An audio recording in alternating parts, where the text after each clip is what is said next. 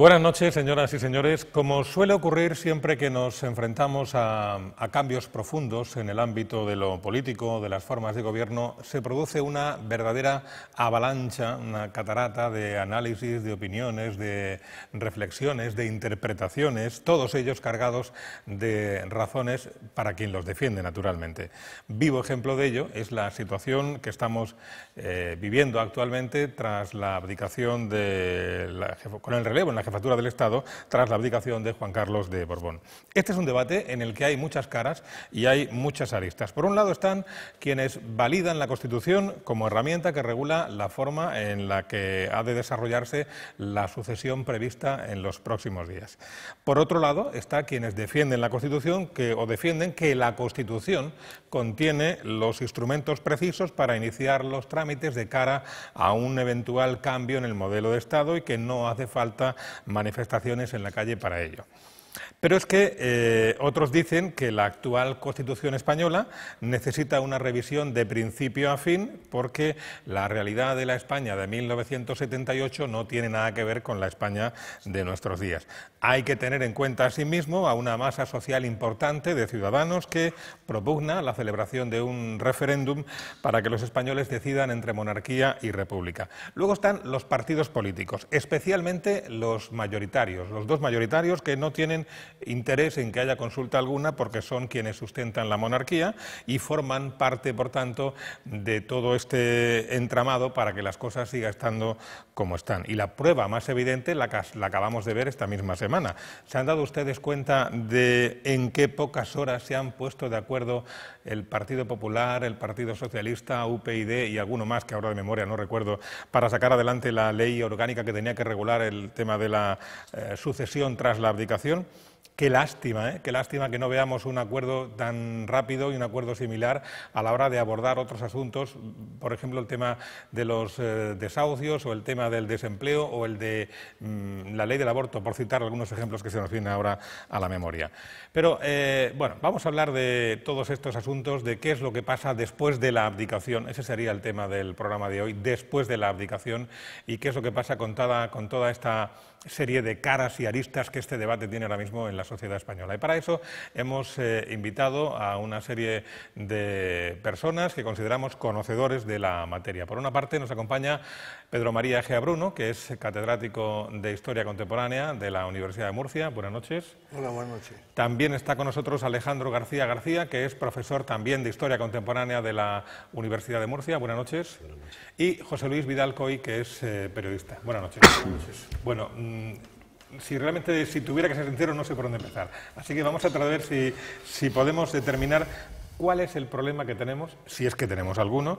El problema es la monarquía, el problema es la obsolescencia de la Constitución española, son las instituciones que funcionan mal y por tanto hacen que parezca que funciona mal todo lo demás. El problema es una ley electoral que otorga mayoría siempre a los mismos y por tanto de ahí ese inmovilismo que tenemos. Vamos a tratar de determinar el problema. ¿Quién quiere empezar? Bueno, puedo empezar yo si se quiere que sea así. Pues venga, Pedro. Yo plantearía primero la legitimidad de la monarquía. O sea, que el punto central del debate es la legitimidad de la monarquía. De Franco a Juan Carlos, de Juan Carlos a Felipe, sin pasar por las urnas. Es decir, el franquismo coronado. Sería la conclusión primera de esta monarquía. Es el franquismo coronado. Se está transmitiendo por vía vaginal, casi como un herpes. Estamos hablando de un Estado moderno, una jefatura que pasa por vía vaginal, con todos los privilegios que eso conlleva. Por tanto, una cuestión sería plantearnos la legitimidad de la monarquía, cuándo arranca esa monarquía, cómo arranca la monarquía, y por supuesto también sería interesante ver el momento político que elige la monarquía para hacer el recambio al frente de la jefatura de Estado. O sea, ¿por qué se elige este momento? O sea, son cosas o elementos que convendría debatir esta noche. Pienso de un lado el origen, de otro lado realmente por qué se elige este momento. Y como no planteaba antes el presentador el tema de la Constitución, habrá que decir que el rey no ha jurado la Constitución, por ejemplo. Vale. Desde su punto de vista, primera cuestión de origen es la legitimidad de la monarquía. De la monarquía. Otro punto de vista. Alejandro, por ejemplo. Sí, con mucho gusto. Efectivamente, a mi juicio, Pedro ha situado la cuestión en el centro del debate, puesto que la legitimidad apela a los derechos de sangre, a las cadenas sucesorias, a la continuidad de las estirpes que representaban soberanías monárquicas. Sería interesante, muy rápidamente, entender que en España, en nuestro país, la entronización de las distintas monarquías se ha llevado generalmente a sangre y fuego. El desembarco de los Austrias en España, en 1520, significó una poda de ciudadanía, significó una guerra frontal contra ciudades, pueblos, que seguían manteniendo estructuras comunitarias, relaciones horizontales, y que vieron en este desembarco imperial con esta corte ambulante de jerarcas flamencos, austriacos, alemanes, cardenales del Vaticano, vio un atropello a las viejas historias de libertad comunal. Esa fue la guerra de los comuneros, no nos olvidemos de eso nunca. El hecho fundacional de la monarquía austrohúngara en España se asienta sobre una guerra llevada fundamentalmente contra las comunidades nativas. Todos reconocen, se acuerdan, ¿no? La guerra de los comuneros, Padilla, Bravo, Maldonado, etc. Posteriormente, 2 siglos después, hubo otro embate, un problema de sucesión, a partir de 1701, genera una guerra en España, mucho más cruenta que la anterior, que dura 12 años, que acaba con el desembarco de otra casa dinástica, en este caso de los Borbones franceses, que acaba con un cierto acuerdo que se había mantenido durante 400 años en torno a las coronas de Aragón y de Castilla, y no es casual que hoy los catalanes apelen y se remonten precisamente a aquel tiempo para fechar el inicio de su sometimiento a su manera. Por tercera vez, y excuso hablar mientras tanto del paréntesis de Fernando VII y la restauración brutal que supone después de la experiencia napoleónica en España, no olvidemos que la monarquía que hoy se legitima hunde sus raíces en una guerra civil, es decir, en un acto antisistema. La sublevación del 36 fue una brutal asonada antisistémica contra la legalidad republicana, y no olvidemos que Juan Carlos de Borbón y su hijo Felipe deben el sustento actual en el que ocupan el trono precisamente a ese dato. Excuso, no es el momento de hablar, Pedro conoce suficientemente bien lo que significó en términos de, no ya de vidas humanas, de genocidio, la guerra civil que acaba con la reinstauración de los Borbones, sino lo que supuso de retroceso para nuestro país en muchos de los ámbitos de la vida social, política, cultural, económica, etc. Y luego, quizá acabo con una referencia, porque me interesa también oír, por supuesto, la opinión de José Luis Vidal-Coy. Quiero decir también que la Constitución del 78, a la que se apela como base legítima para la pervivencia del orden monárquico, fue votada en unas condiciones que todos conocemos, de miedo, de chantaje para la población civil. El ejército estaba ahí presente, los poderes fácticos estaban amenazando, y el pueblo realmente no votó en libertad. Por supuesto que pudo acudir a votar libremente, pero pesaba emocionalmente una grandísima losa, y es: o hacemos esto o viene la hecatombe. Y acabo con un epílogo. El 23F, que alguna vez, si es que se aclara, se aclarará, a mi juicio, ha sido el ejercicio de disciplinamiento social más brutal y eficaz que se ha llevado a cabo en este país. En un momento, 3 años ya la transición, en un momento de gran efervescencia y emergencia de los movimientos sociales, con unos sindicatos que en ese momento tenían casi 5 millones de afiliados, con partidos de izquierda que estaban en ocasiones rondando el 15%, con el independentismo vasco llevando a cabo una lucha a vida o muerte que ocasionó en esos años cientos de víctimas, la única manera de disciplinar a la población era a través del miedo.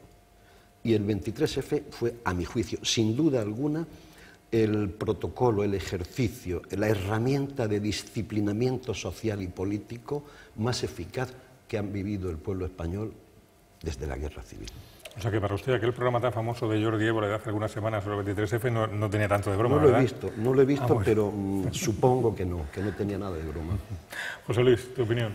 Sí, bueno, yo sin olvidar ni obviar obviamente lo que son las raíces en las que se asienta el problema, yo iría un poco más allá. Yo creo que el problema no es una crisis, el problema no es la monarquía, estamos ante el problema es el régimen.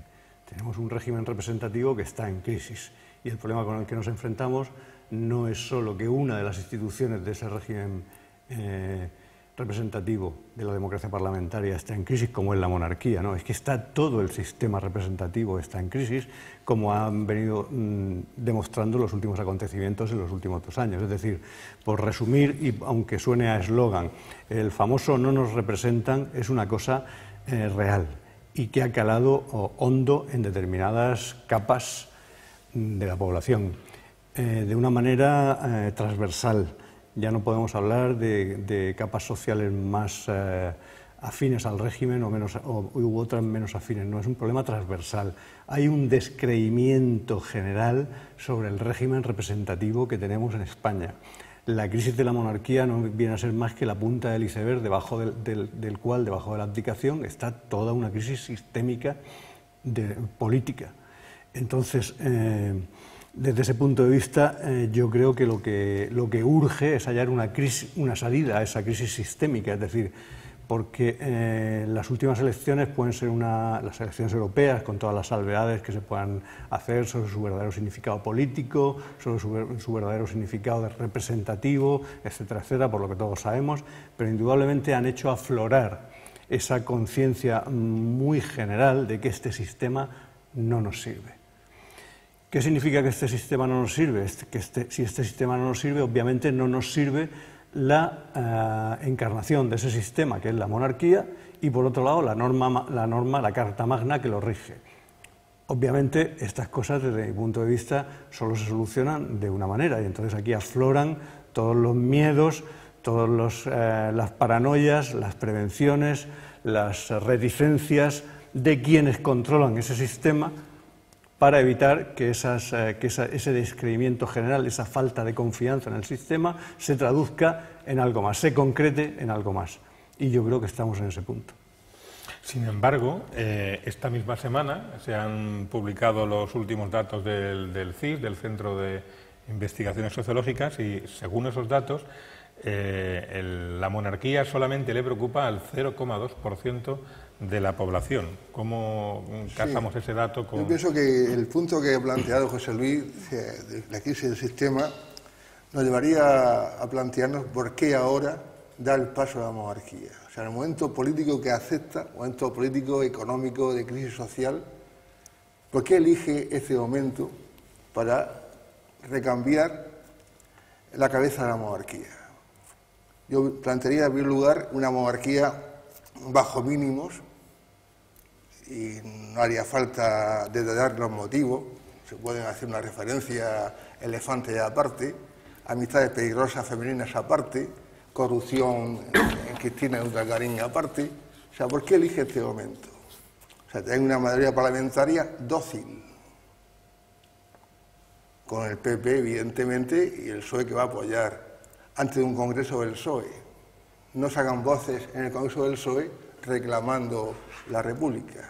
O sea, por tanto, están manejando los tiempos con una gran inteligencia para hacer el cambio de la cabeza monárquica, aprovechando justamente eso, de que no hay nadie, es la izquierda que planteaba José Luis esa calle, es incapaz de cambiar la situación, tiene los poderes, el Parlamento, y por tanto elige el momento adecuado para hacerlo. O sea, no hay nada inocente en la actuación de la monarquía, lo ha hecho con todo, digamos... calculado. Muy calculado. O sea, que no solamente es atribuible a los problemas de salud del rey y ese tipo de cosas. Ni siquiera lo han hecho antes de las elecciones a Europa. ¿Por qué? Porque podían ser motivos esas elecciones europeas de algún partido plantearse el recambio por la República. O sea, han elegido después de las europeas, con un parlamento dócil, con acuerdo entre el PSOE y el PP, aunque Rubalcaba hable de un partido de hondas raíces republicanas,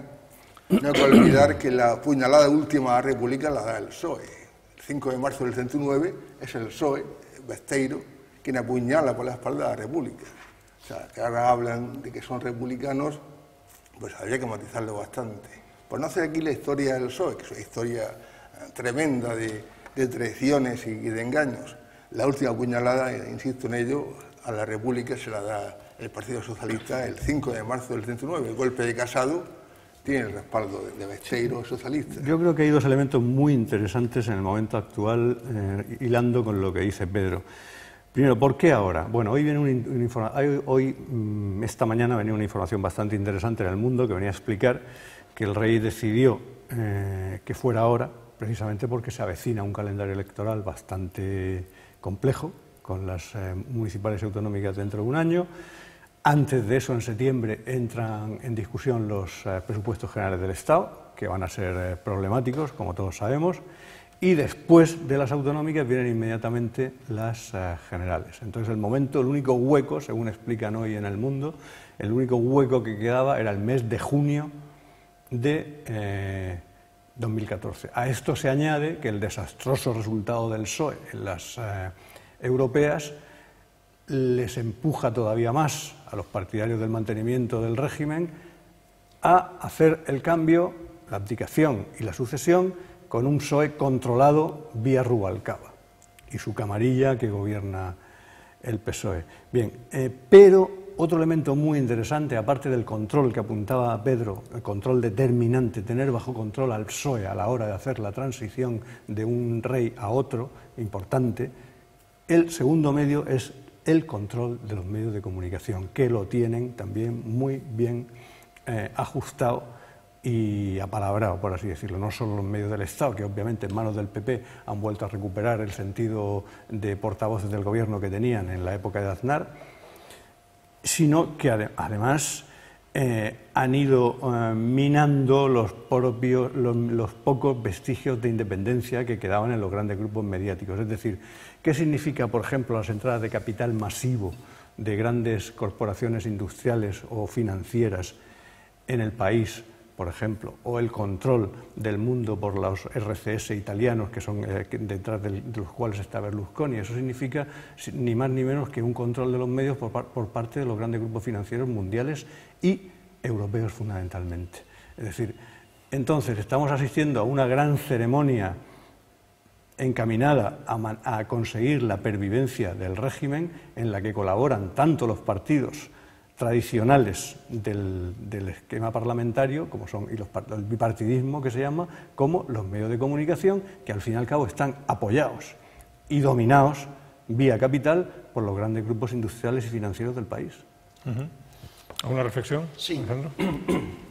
Bueno, recogiendo el comentario que tú, con el que partías al principio, esta supuesta encuesta del CSIC, ¿no? Del CIS, independientemente de cómo se cocinan este tipo de encuestas, esa es otra historia, ¿no? Pero incluso dando por buenos esos resultados, que no lo son, es decir, el hecho de que efectivamente a los 6 millones de parados, pues, obviamente les interesa bien poco la monarquía, lo que les interesa es encontrar un trabajo, un empleo mañana, eso está claro.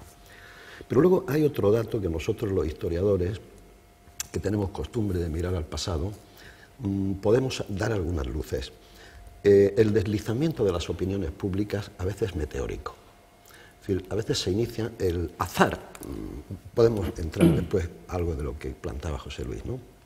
A veces las condiciones, la excepcionalidad de la conjunción de ciertas condiciones tiene un efecto demostración, un efecto pelota de nieve, que puede cambiar las topografías de la opinión pública en muy poco tiempo. De modo que pienso que estamos en un momento clave de la historia de nuestro país, probablemente el más importante de cara al futuro de los últimos 40 años, desde el 23F, no me cabe duda, y vamos a tener que, o vamos a asistir a acontecimientos que se van a precipitar, van a desbordar, van a pillar a mucha gente con el paso cambiado, y vamos a ver lo que los sociólogos llaman ciertas actitudes de heteronomía política, es decir, gente actuando fuera de su proyecto. Efectivamente, José Luis de alguna manera ha sintetizado el porqué en este momento. Ha sido una semana de mucha emoción, pero no solo la calamitosa situación económica y social de nuestro país, ¿no? El efecto pedagógico que ha tenido sobre la población,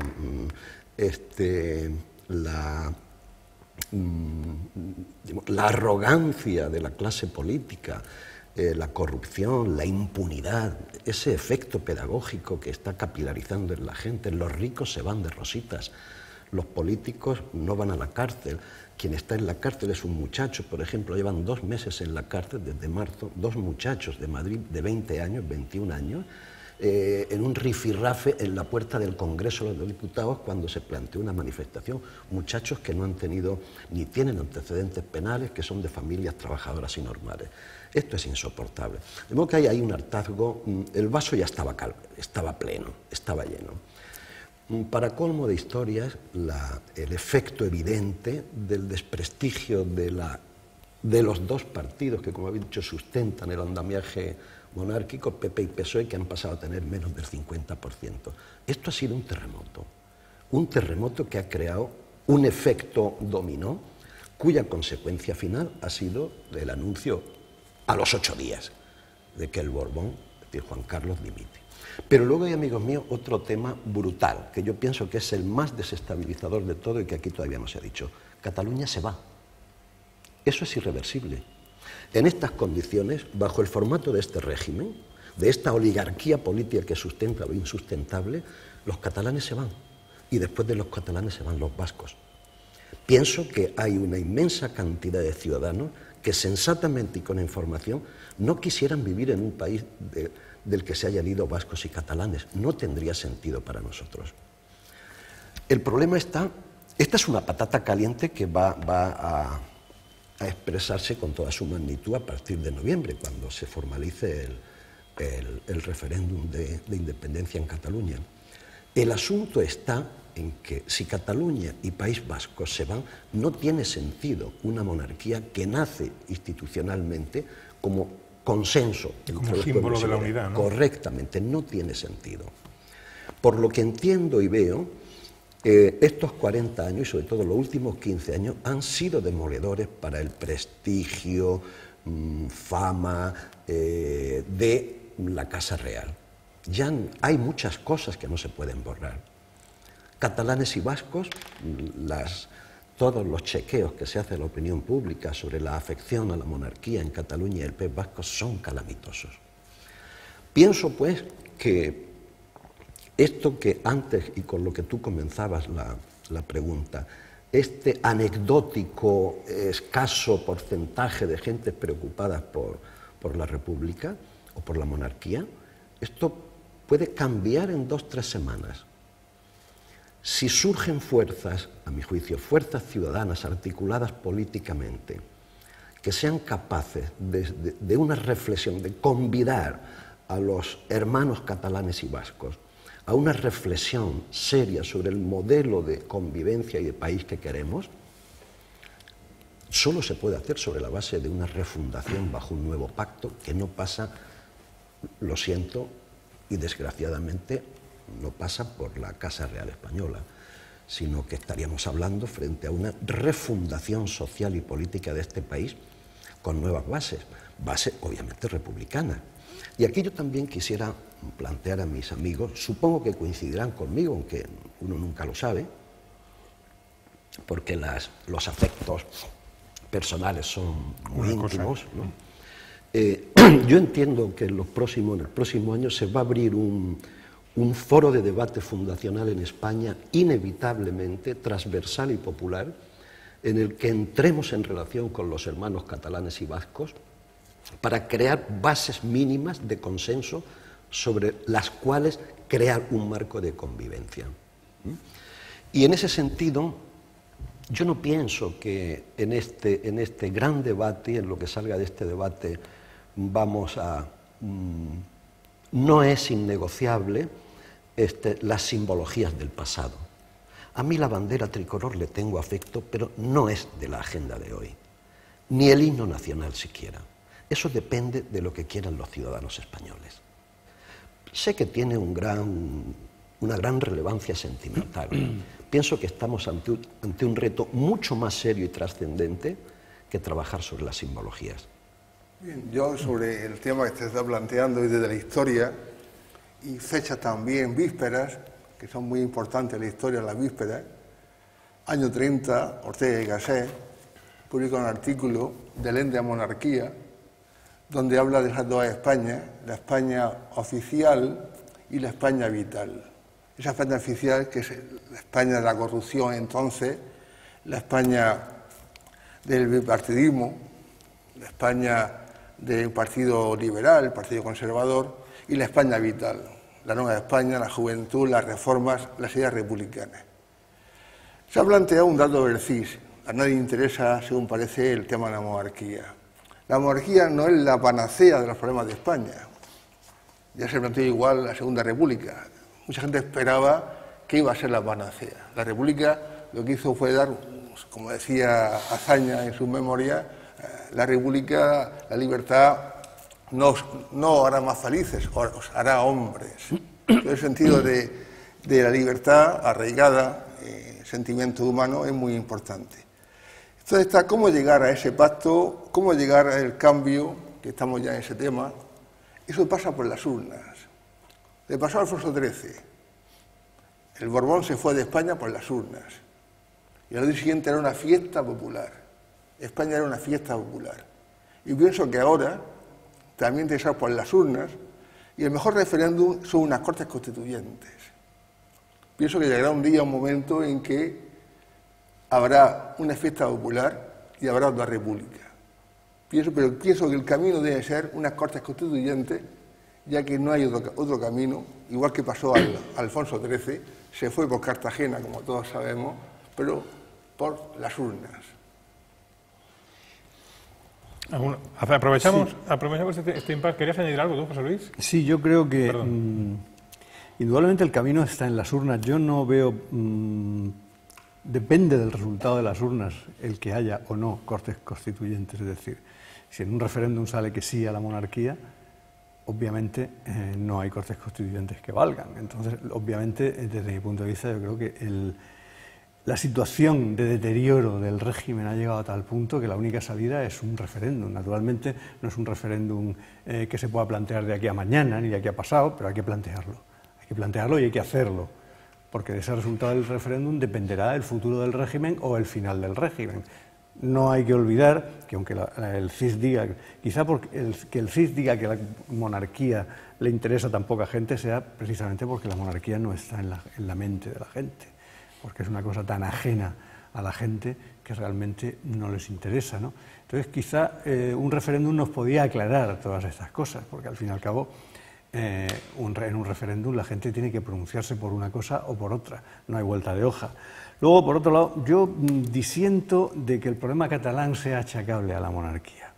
Yo creo que el problema catalán es claramente un problema causado, originado y que lo ha dejado que se pudra la derecha española y catalana, en connivencia. Obviamente la inamovilidad de Rajoy en ese asunto ha sido paradigmática, ¿no? Ha dejado que se pudra el asunto y al mismo tiempo que la derecha catalana, encarnada fundamentalmente por Convergencia y Unió, ha conseguido llevarse el gato al agua en un primer momento, pero luego el propio inmovilismo de Rajoy ha llevado incluso a que la derecha catalana pierda sus bazas y ahora sea la izquierda independentista la que se está llevando el gato al agua. Entonces, el problema catalán yo no creo que lo pueda resolver la monarquía. No me parece. Cuidado, vamos a ver. Por supuesto que el tema catalán es muy complejo. Ni yo he comentado, ni mucho menos, que el independentismo catalán esté derivado exclusivamente de la erosión pública de la monarquía. No, eso tú lo sabes y lo sabemos todos que no es así. Pero eso forma parte del paquete. El tema catalán es otra historia que merece la pena ser abordado, ¿por qué no? Sí, sí. El tema catalán converge muchas variables que solo las gentes que viven en Cataluña, que tienen relación con frecuencia con Cataluña, son capaces de apreciar, ¿no? Efectivamente, José Luis aporta un dato importante. La deriva actual hacia el independentismo en Cataluña tiene unos responsables muy directos tácticamente en los últimos 10 años, que es la derecha española. La cerrazón brutal a cualquier reconocimiento de singularidad y, sobre todo, porque el anticatalanismo en esta derecha postfranquista sigue siendo una cantera de votos. Entonces, para animar a sus bases y obtener clientela electoral, no han tenido empacho como taúres en meter la caña en el avispero catalán. Obviamente, los catalanes se sienten dolidos, se sienten atacados, se sienten los malos de la película. Yo me iría. Quiero decir, en esas condiciones, eso es obvio.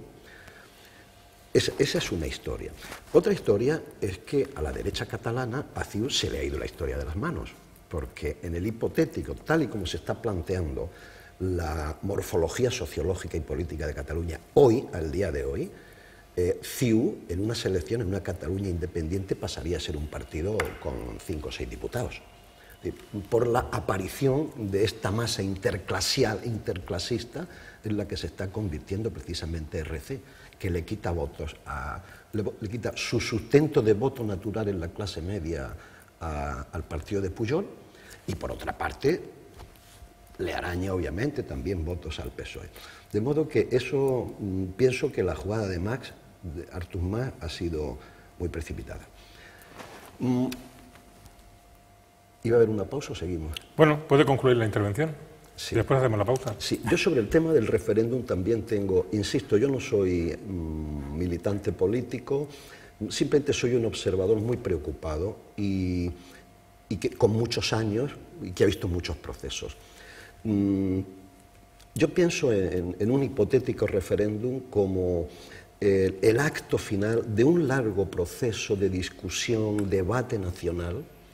Un referéndum no es un calentón, porque eso ni se convoca, y si se convocaba se perdería o perderían los republicanos. Pienso que el referéndum es la conclusión de un larguísimo proceso de discusión pública y social, de evaluación de perspectivas, de comunicaciones transversales con los hermanos catalanes y vascos, que llegue a plataformas de acuerdo sobre qué modelo de futuro queremos.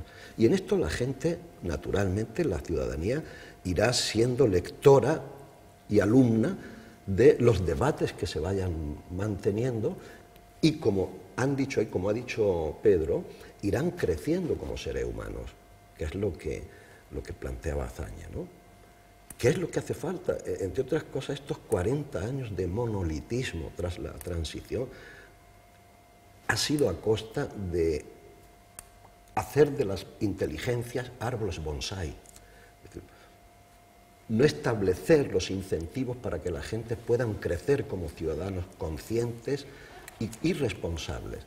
Se le ha evitado todo tipo de preguntas a la gente. Hemos visto que la Constitución del 78 se hace bajo la bota del miedo, y por si no era suficiente, hay una escenificación de un supuesto golpe de Estado que aterroriza a la gente y que está dispuesta a esperar salvadores. Unos chicos de Sevilla que se habían conocido en una tortilla, en el clan de la tortilla, que jamás habían estado en la calle durante el franquismo, que no eran luchadores sociales, que buena parte de ellos eran señoritos de buenas familias de Sevilla, que vieron la oportunidad maravillosa de dirigir y capturar una masa sin dirección, que era un pueblo ávido de libertades. Y esa gente, esos señores de la tortilla, probablemente, si no hubiera sido por la ópera de Tejero, su resultado electoral en octubre del 82 hubiera sido muy otro, probablemente, o no hubieran sido ellos. Retomamos después de la pausa, si les parece, el tema del referéndum que ha planteado Alejandro García, y volvemos dentro de pocos minutos. Hasta ahora mismo.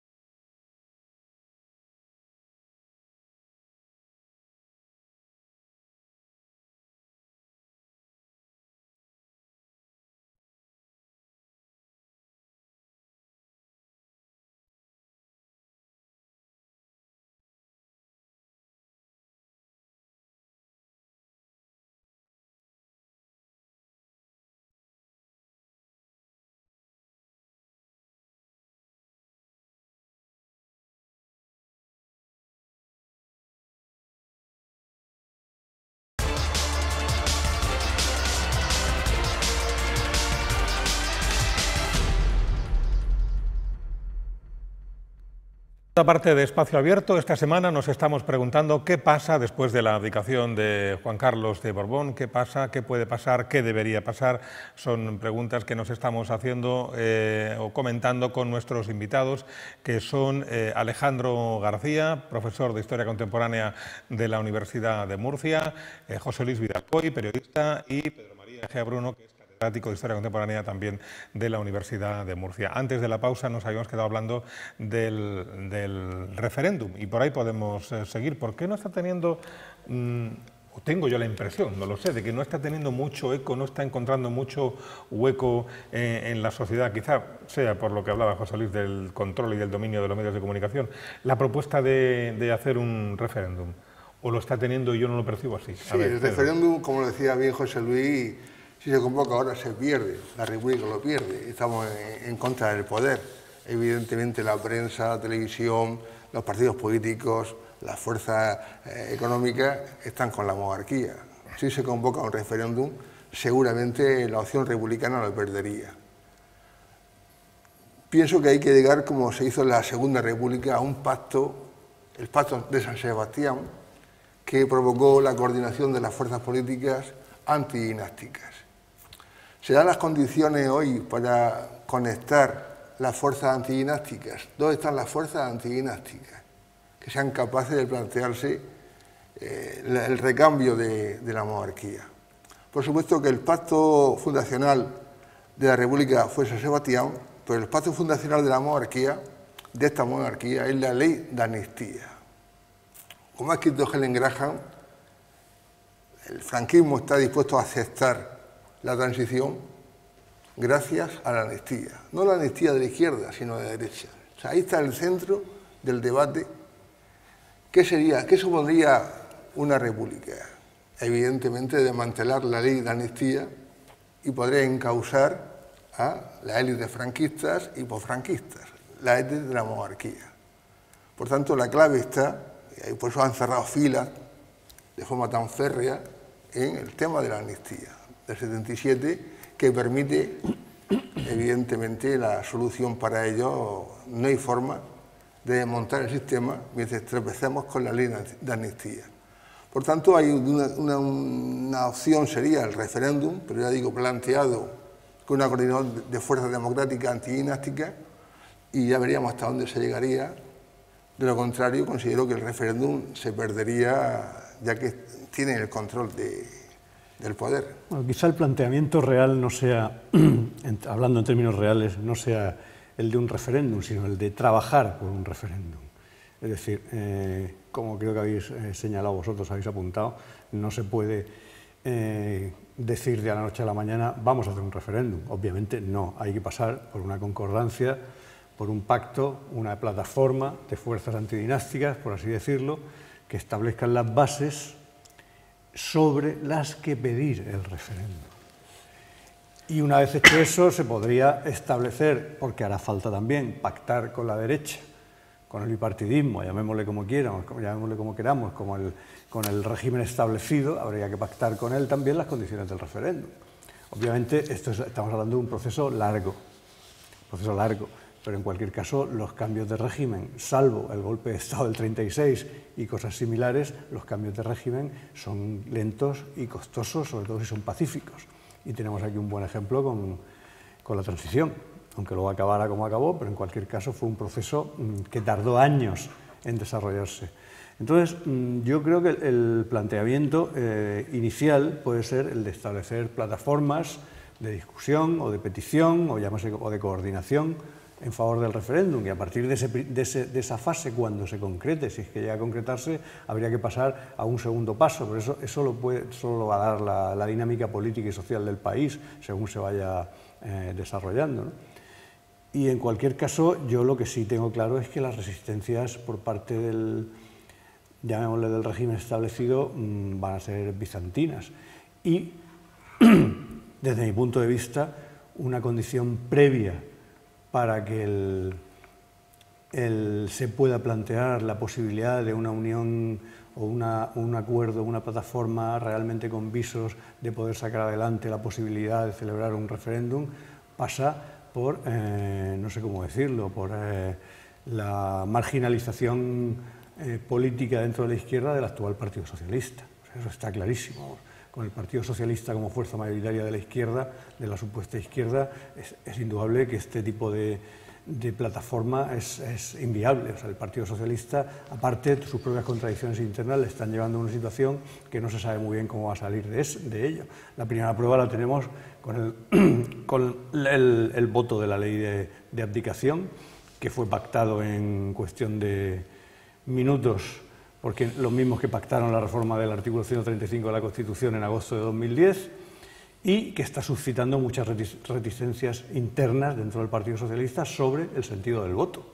Hay ya diputados socialistas que han dejado oír su voz esta mañana y diputados cualificados pidiendo libertad de voto en la sesión parlamentaria en el Congreso del día 18 en el que se va a votar la ley de abdicación.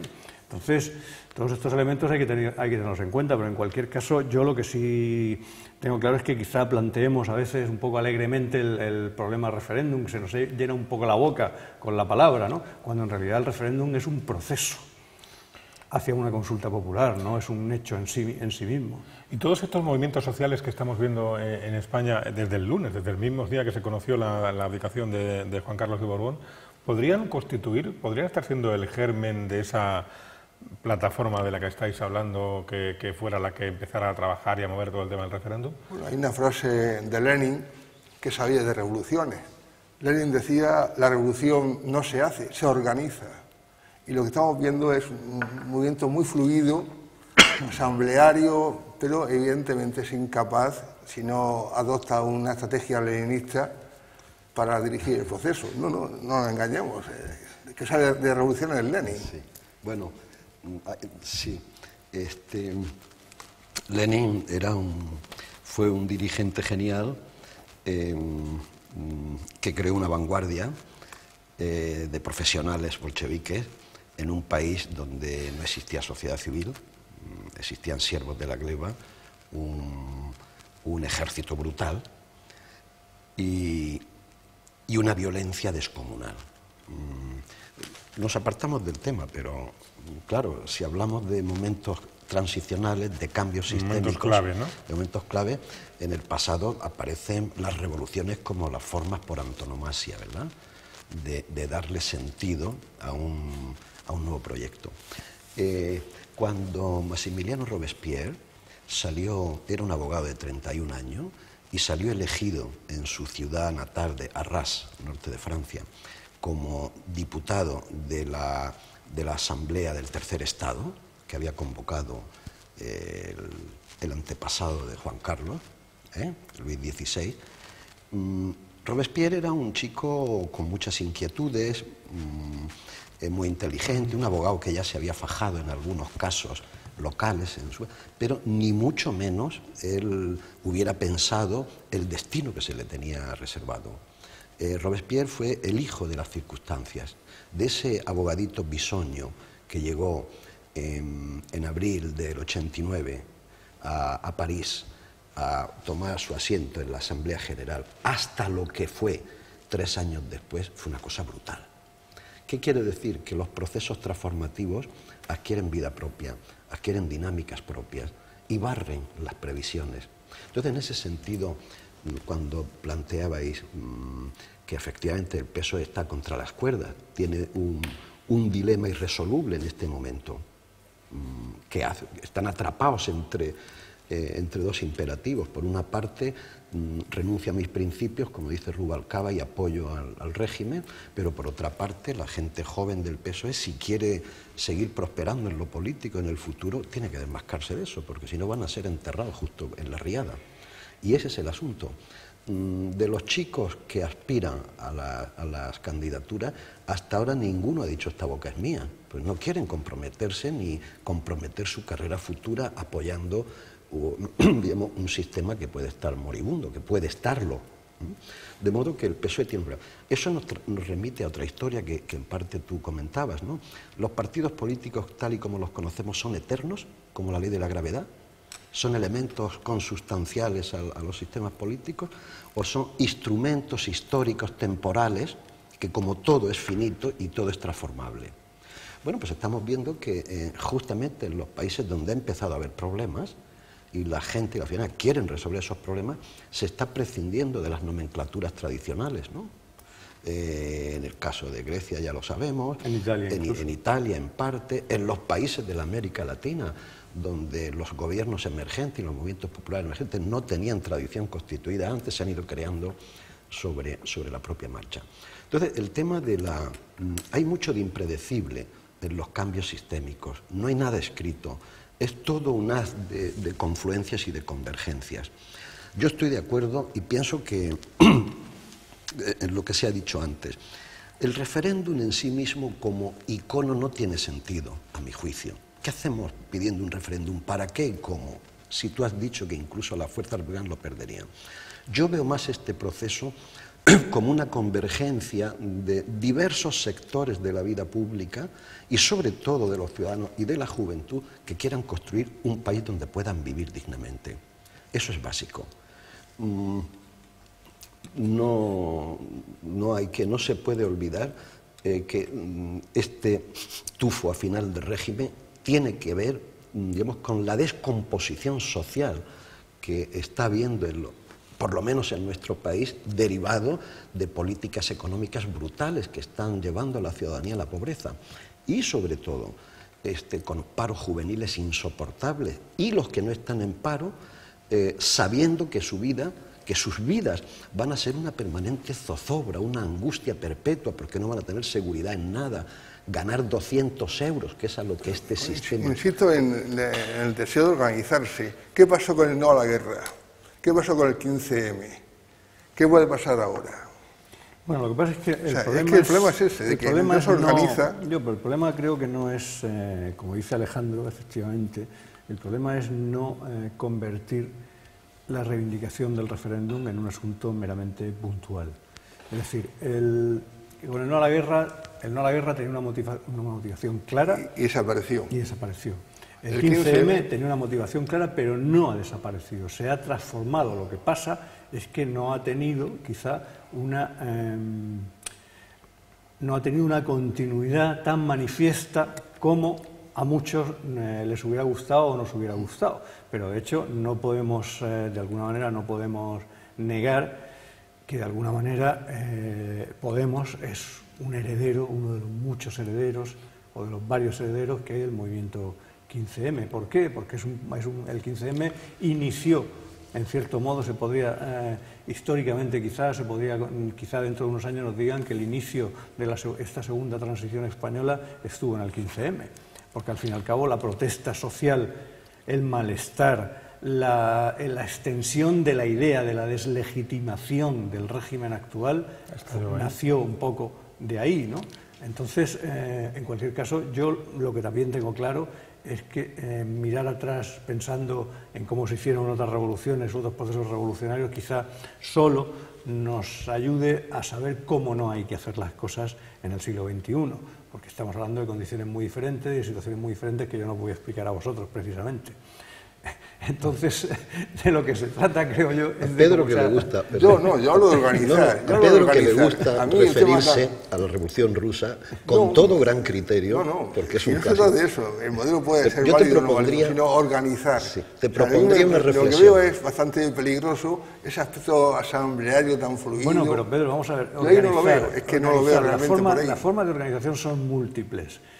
Y de hecho, tanto no solo en Podemos, hay más partidos de la izquierda que se organizan de otra manera. Por ejemplo, acordaros del famoso, cuando el PSOE empezó a pensar en que las primarias eran la panacea para legitimar la democracia interna en el partido y criticaban que Izquierda Unida no iba a tener primarias. ¿Qué respondían en Izquierda Unida? Que en Izquierda Unida las decisiones, con todos los problemas y todas las críticas que se les pueden hacer, se hacen de forma asamblearia. Cosa bastante distinta de organizar unas primarias y que la gente llegue y vote y ahí se ha acabado la historia, ¿no?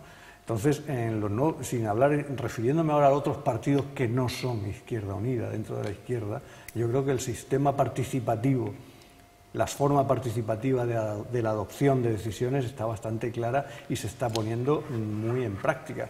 Otra cosa es, que no lo sabemos y tendremos que verlo en los próximos meses y años, es qué recorrido político va a tener eso. Entonces, yo creo que esta es una de las muchas cosas que está Yo tan le quería en discusión. comentar a Pedro, solamente era un acento, una pequeña tilde. Vamos a estar de acuerdo absolutamente. Yo en alguna ocasión, el otro día alguien me hablaba precisamente de esta historia. El 15M ha sido una cocina de aprendizaje, digo, por supuesto. Ha sido una cocina donde se ha aprendido. Y yo lo comparaba a la revolución, la primera revolución de los soviets de 1905, derrotada. Fue una revolución derrotada. Aquella en aquel caso sangrientamente. De allí aprendieron los bolcheviques. Siempre Lenin y Trotsky se referirían permanentemente a la escuela que había supuesto esa derrota, ¿no? De modo que... Pero luego habría otra historia, también, Pedro, y es, con nosotros que somos historiadores, sabemos lo efímero de las estructuras sociales, los cambios que se introducen, la finitud de las instituciones, las herramientas políticas que se van transformando. No hay nada que nos indique que el formato partido lo van a vivir nuestros hijos o nuestros nietos. No sé. Lo que sí hay una cosa que no se ha señalado aquí en la mesa, pero yo quiero plantearlo, es que estamos frente a un elemento de la biopolítica, en uno de sus términos. Esto es, lo que estamos asistiendo es a un quiebre generacional. Yo estoy leyendo, en parte leo, los movimientos emergentes que tienen lugar como un profundo, es decir, como el inicio de una sustitución generacional que en el fondo han sido todos los cambios sistémicos. Si ustedes contemplan el pasado, los sistemas surgidos de revoluciones o de cambios sistémicos, todos han bajado la edad media de los dirigentes 20 o 30 años. Estamos frente a eso. Lenin en el 17 tenía 47 años y en el Comité Central le llamaban el viejo. Esto pasó en la transición española también, claro, no tan lejos. Hay un elemento, no, pero ese es un elemento clave, hay un elemento generacional brutal, que además ahora tiene un plus añadido, que es una generación taponada, sin futuro. Nosotros, Felipe González y nosotros mismos, hace 30 y tantos años teníamos seguros, más o menos claros, teníamos asegurado nuestro futuro, se sabía que hoy no. Ese es el plus de desesperación que hace inevitable ya un cambio de generación. Y lo estoy empezando a ver incluso, muchachos, intuyo verlo en algunos de los jóvenes dirigentes que con urgencia se están fabricando incluso en los partidos conservadores para oponerlo a ese desparpajo descarado de esa juventud exuberante que se está manifestando, ¿no?, en estos movimientos sociales, digamos, antisistema.